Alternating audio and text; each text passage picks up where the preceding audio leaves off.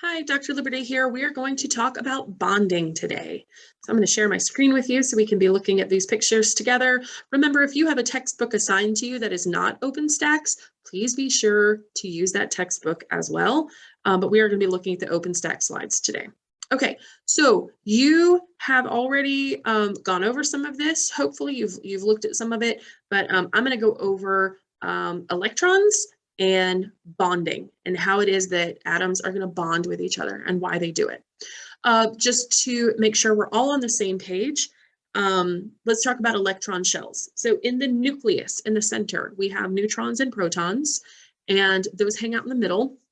And so it's positive in the middle, and then electrons have a negative charge and they're going to orbit. Think of the solar system and the sun in the middle and all the planets. You know, the Earth stays in its orbit. It doesn't get lower or higher. It just kind of stays in its own thing. Electrons do that. They stay in these orbits. Couple of rules you need to know. Number one, the first shell can only hold 2 electrons. After that, they can hold 8 electrons. And the next rule is that you have to fill a shell before you can move on to the next one. So if we look at the number, I'm going to go back a couple slides here. If we look at the periodic table and we look at the number here, move myself, you see hydrogen here has a number of 1. So it has 1 proton, it has 1 electron. Helium has 2. We're also going to be looking at sodium today, which has 11, and chlorine, which has 17. Put myself back. Okay, so hydrogen here, the H, has 1 proton, has 1 electron, boop, right here. Helium has 2, it's not showing how many you have in the middle, but it has 2 and then has 2 electrons. So 2 electrons, full shell, it's super happy. And again, we have to fill that first shell before we move to the next. So lithium is the next one, should be, it has 3, it's gonna have 2, and then it's gonna have 1 more on the outside, just kind of orbiting in that next shell. So let's take a look at sodium and chlorine, and let's talk about ionic bonds. So what is an ion? An ion is an atom with a charge, and it has a charge because it's either going to give away or it's going to accept an electron, up to 2 or 3 of them. Most of what we talk about would be 1s and 2s, okay? So sodium's number is 11, all right? If you go back to that periodic table, you have it in your book. It's always in the back of your textbook as well. It has a number of 11. So how many would we have in the first shell? We would have 2, right? Because every time it's 2 in the first shell. And then we would have 8 in the next shell. And that's going to leave us with 1 in the outer shell. Now, please note, this is incorrect. It's missing an electron right here, okay, just in this picture. So imagine there's another little blue circle right here. So it would have 1, 2. It would have 1, 2, 3, 4, 5, 6, 7, 8. And then, whoops, and then 10 right out here, okay? Or sorry, 11. 2 and 8 is 10, and then 11. Have that extra one kind of hanging out in that outer shell. When an atom has a shell that is not full, it is going to be reactive. It is going to want to give away or take, or in our next conversation, share, so that it can be full in that outer shell. I'm going to go back a screen. Helium here has 2 electrons. This shell is full. This helium does not react, okay? Helium does not want to interact with anyone else. Its shell is full, leave it alone. Neon, this gas down here on the bottom, also 1, 2, 3, 4, 5, 6, 7, 8. Neon's number is 10.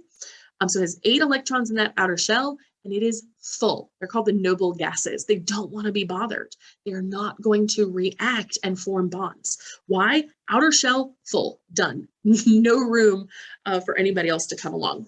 So is sodium here, Na for the Latin natrium, but sodium here, if it has that 1 extra, what's going to be the easiest thing for it to do with that 1 extra electron? Give it away. I've got this 1 extra, just here, take it. I have this 1 pencil that doesn't fit in my pencil box. Just take it, okay? I don't need it. It's just 1, just take it, just go away. So sodium is gonna be very, very, very happy to give away its 1 electron. It doesn't care who, here, give it away. And that will make it an Na plus 1. What you don't see here in this little circle after the plus is a 1. So the 1 is inherent. If it was 2, it would say plus 2 or 2 plus, okay? So Sodium is very happy giving that away. Bye, bye, see you later.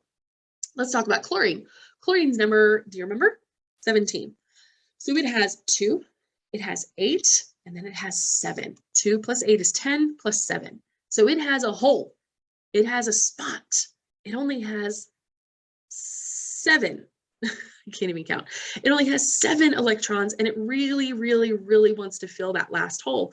And so when sodium comes along and says, hey, here you go, you can have this one. So that makes sodium a positive ion because now it's a little more plus. It gave away a negative, so it's a little more positive. Chlorine takes on that negative electron, and so it's a -1, right? But its outer electron shell is full. What that makes these are 2 ions, positive ion, negative ion, cation and anion. How do you remember cation?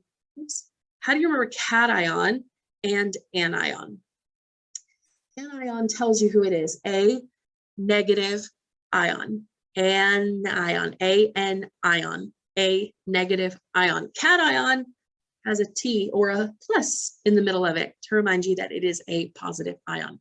So sodium here with a plus is a positive ion. Chlorine here with a negative is an anion. Okay, little tricks to remember. Now, that's not bonding, that's just making ions. What is it when they bond? How are they reacting? Why are they reacting? Ionic bonding, there's 2 words to remember. Opposites attract. It's like a magnet. I got a plus and I got a minus. What are they going to do? They're going to want to stick together and hang out together. Why?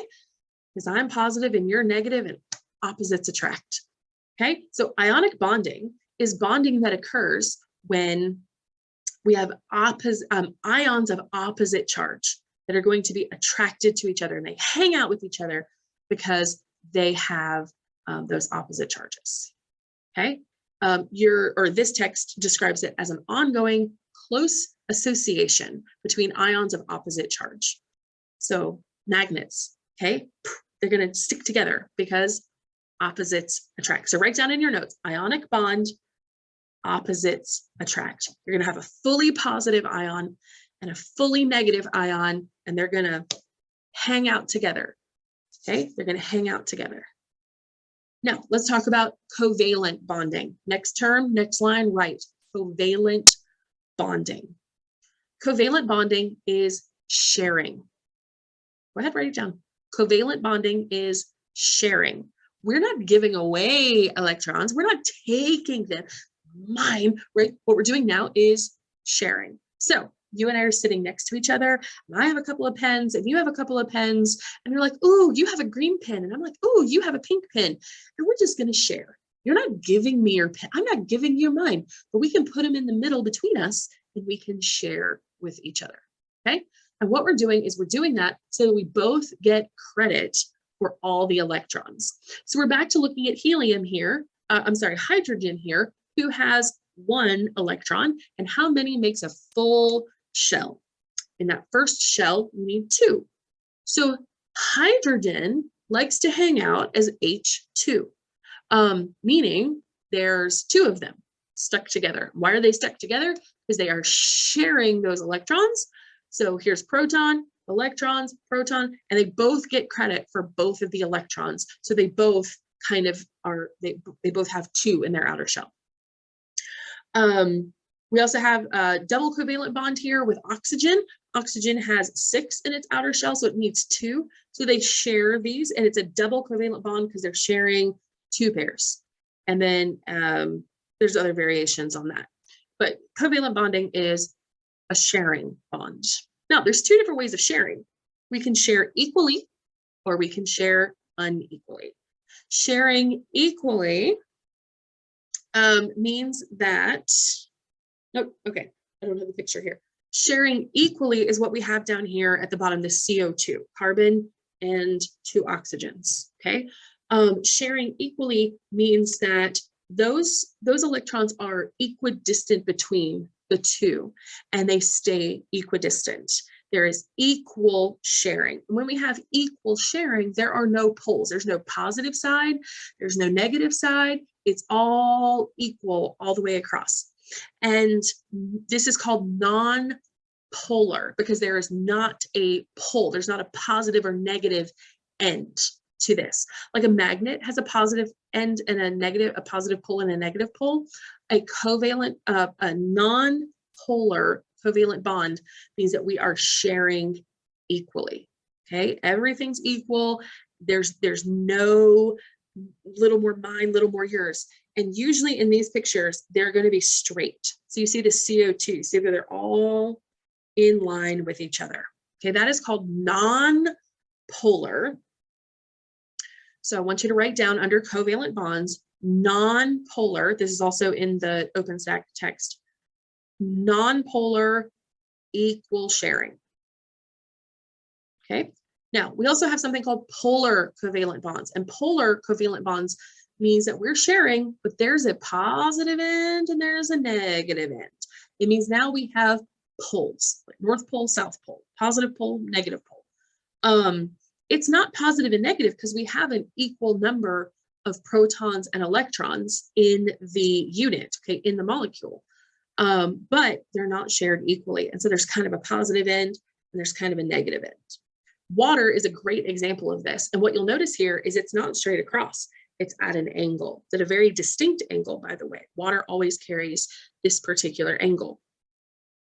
So if you look at it upside down, it looks like Mickey Mouse. Just another way to remember it and think about it. So if you count all the protons and all the electrons, we are equal, but because the hydrogen molecules are kind of on the lower side or on one side of the oxygen, there's kind of a positive end where the hydrogen's hanging out and kind of a negative end where the oxygen is sticking out. And so this has poles. Polar covalent bonds have unequal sharing. Polar covalent bonds have unequal sharing of the electrons. Okay, so non-polar, equal, polar, not equal. And that's a little bit crazy, but if you really pay attention to the word and what it's saying, non-polar, no poles, equal. Polar means that we have poles, which means to get a positive end and a negative end, it has to be unequal sharing. Okay, so we have ionic bonds. What's our 2 words for ionic bonds? Ionic bonding happens when opposites attract. We have covalent bonds, and covalent bond, we only have 1 word, sharing. We're sharing electrons. We're not giving them away. We're not taking them. We're sharing them. Okay, and our 3rd type of bond is called a hydrogen bond. And a hydrogen bond isn't really a bond. It's more of an attraction. Water is another great example of this. The other place we're going to see this is in proteins. So hang on, because this is going to come up in organic compounds here very, very soon. But hydrogen bonds are an attraction. So water is going to line itself up so that the positive hydrogen end of water is lined up with the negative oxygen end. Remember, it's not really positive and negative. It's just kind of the poles, right? So the positives are attracted to the negatives. So they're all going to line up like they're in a conga line. Dun, dun, dun, dun, dun, hey, dun, dun, dun, dun, dun, hey, right? So they're all going to line up in a direction. And this is what's going to give water some of its really cool properties. Again, we'll talk about that in inorganic soon, or you'll read that in inorganic soon. So hydrogen bonds aren't really bonds. They're just more of an attraction. And that attraction is going to keep things lined up in a molecule a certain way. And that's going to dictate how that thing acts, how the water acts, how the amino acids and the protein acts as it builds. So these are weak, but necessary, okay? Oh, also in DNA, also very important in DNA. Okay, so let's bond. We have 3 kinds of bonds. Ionic bonds, opposites attract. Covalent bonds, sharing, and hydrogen bond is more of an attraction, okay? Positive and negative ends lining up and attracted to each other that way. Okay, if you have any questions, you know what to do. Just give me a call, an email, not a call, but we can do a video chat, we can do emailing, we can do what you need to do. If everybody has the same question,